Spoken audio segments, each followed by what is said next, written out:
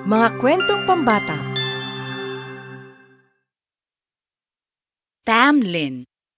Nung unang panahon sa isang lupain na tinatawag na Carter Ha, doon nakatira si Earl. Siya ay makapangyarihan, siya ay malakas, ngunit kahit siya ay hindi naglakas loob na pumasok sa gubat ng Carter Ha, kung saan nagsinasabing nananatili ang isang nakakatakot na kabalyerong halimaw. Kaya't ipinagbawal ni Earl sa kanyang anak na babae na pumasok sa gubat ng Carter Ha.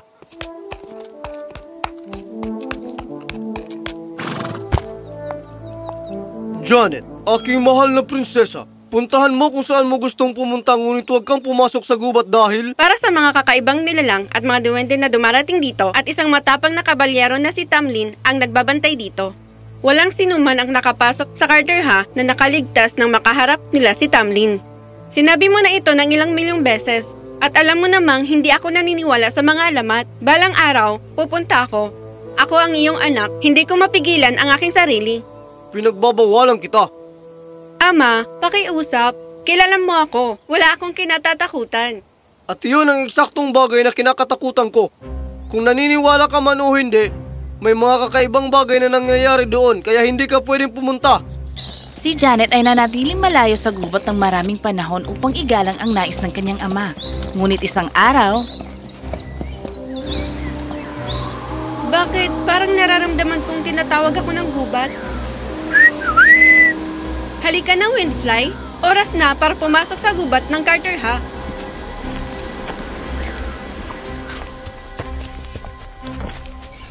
Oh, ang gubat nito ay napakaganda. Ha? Ha. Ang cute.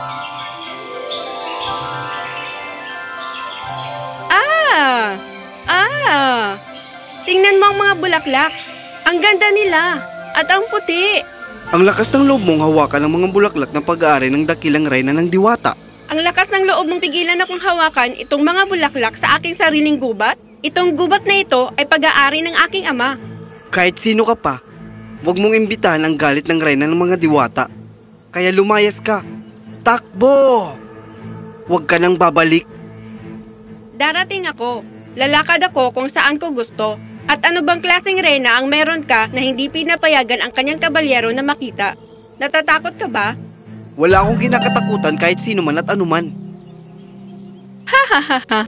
Maliban na lamang sa pagtawag na duwag, natatakot ka sa pagtawag na duwag at kaya ka nagpakita sa sandaling hinamon kita. Napabilib mo ako doon, prinsesa. Nahuli mo ako. Natutuwa ko na dumating ka. Natutuwa ko na mayroong dumating. Ang pagbabantay sa isang gubat na kinatatakutan ng lahat na pumasok ay tiyak na nakakalungkot. Tingnan mo ang sarili mo. Sinabi sa akin na ikaw ay nakakatakot, masamang halimaw na duwende, pero hindi naman pala. Tinatawag mo ba akong gwapo? Siguro. Paano ka nga ba nakarating dito, Tamlin? 7 taon na ang nakalipas, ako at ang aking ama ay dumaan sa gubat na ito. Sa daan, may kulog at kidlat. At nahiwalay ako mula sa aming kasamahan. Akala ko'y nawalan ako ng malay at nang magising ako, nakita ko ang reyna ng mga diwata na nakatayo sa harapan ko at mula sa sandaling iyon, ako ay naging alipin niya. At meron kang mahika upang magpakita at mawala kung kailan mo gusto? At ngayon ay isa na akong diwata. Halika na, madilim na, dapat ka nang umuwi. Babalik ako. Hindi ito magugustuhan ng reyna ng mga diwata. Sa palagay ko, kung hindi niya gusto ay kailangan mong ihinto ang paglilingkod sa kanya at maging isang tunay na kabalyero. Paalam! Sa buong gabi, hindi makapigil sina Tamlin at Janet sa pag-iisip sa isa't isa. Sa katunayan, hindi sila makapaghintay na magkita muli. Sasakyan ni Janet ang kanyang kabayo at makakarating ng Carter Ha ng mabilis at pagkatapos ngingiti si Tamlin at lilibagin siya ng mahika nito at sila ay uupo at mag-uusap at tatawa ng ilang oras sa tabi ng bulaklak ng reyna ng mga diwata. Tamlin, hindi ka ba nangungulila sa mundo ng mga tao? Anong hindi ko gagawin para makabalik? Bumalik sa pamilya ko? Kung ganon, anong pumipigil sa'yo? Ang mahika ng makapangyarihang reyna ng mga diwata, wala akong kapangyarihan para sirayan ang kanyang mahika. Wala. Tanging? Tanging ano? Hindi ko ito pwedeng hilingin sa'yo. Tamlin, gusto kitang tulungan. Sabihin mo kung paano. Bakit? Nakita mo kung gaano kalakas ang reyna. Tingnan mo kung anong ginawa niya sa akin. Itataya mo ang buhay mo? Dahil mahal kita. Ano? Sigurado ka ba? Oo, sigurado ako. At akala ko ay ikaw din. Higit pa sa buhay ko. Kaya sabihin mo sa akin kung anong dapat kong gawin. Sa gabi ng Halloween, 3 gabi mula ngayon, kapag mataas ang buwan sa hating gabi, maghintay sa Mile Cross. Ang buong grupo ng diwata ay may hukbo ng mga kabalyero ay dadaan. Kapag nakita mo ako, hawakan mo lang ako at hilahin mo ako pababa at pagkatapos... Teka, kung naroon ang buong grupo, paano ko malalaman kung nasan ka? Una, makikita mo ang isang itim na kabayo. Hayaan mo lang. Pagkatapos ay darating isang kayumangking kabayo, hayaan mo rin ang isang iyon. At sa wakas ay darating ang isang malagatas, manyebe na puting kabayo. Akin na yan. Hilahin mo lang ako pababa, hawakan mo ako ng mabilis at huwag mo akong katakutan. Gagawin akong ahas ng reyna ng mga diwata, pero hindi ako mangangagat. Huwag mo lang akong katakutan at hawakan mo ako ng mahigpit.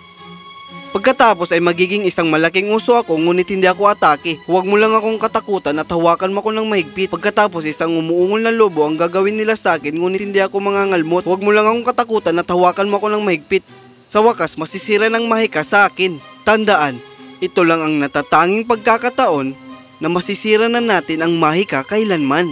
Umuwi si Janet ng gabing iyon, determinadong bumalik pagkalipas ng 3 gabi sa gabi ng Halloween. Saan ka galing, Janet? Mula sa kakahuyan? Ama, ako'y... Akala ko pinagbawalan na kita, Janet. Ama, si Tamlin ay hindi masama. Siya rin ay naghihirap mula sa hindi patas na mahika. Nakilala mo siya?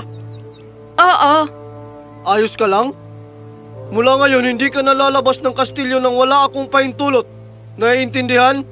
Ama, pero ako'y nangako sa kanya. Tama na! Kaya si Janet ay binantayan araw-araw hanggang sa dumating ang araw ng Halloween.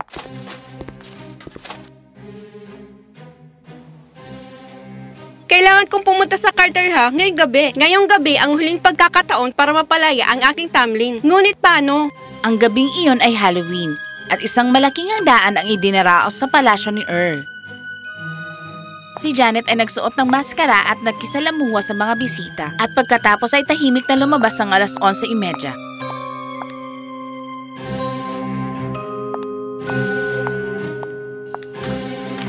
Sumakay siya sa kanyang kabayo at tumakbo patungo sa Mile Cross ng mabilis.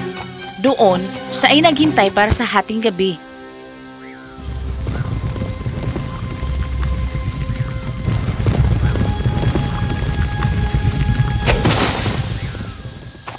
Sinong nangangahas? Nasuwayin ako!